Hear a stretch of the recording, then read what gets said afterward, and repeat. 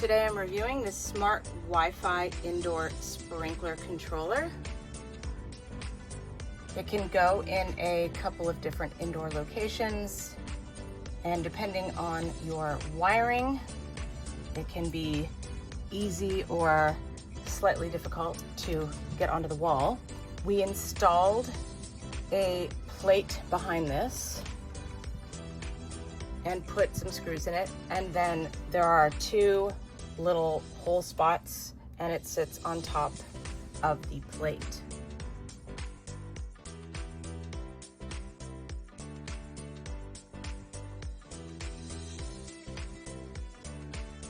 You first want to install the Wi-Fi app. I used GISSO Smart in order to get this whole thing set up.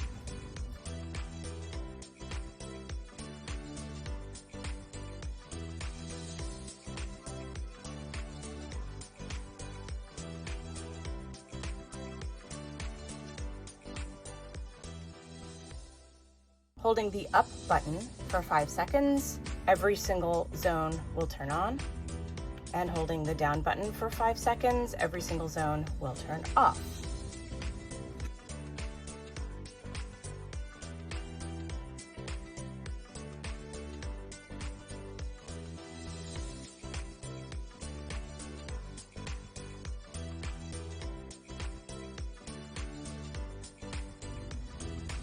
All right, let's see how it works by turning it on manually. So you're gonna quickly press the up or down button. And right after you do that, you're gonna start seeing it light up, and then you can hit up or down in order to move through. Once the selected one is lit, which I'm gonna get 2 lit up, you'll press the select button and, well, it'll work. So let's see it work. 1 is blinking. I'm gonna press down so I can go to 2. I'm gonna push select, and now I'm gonna go to zone 2.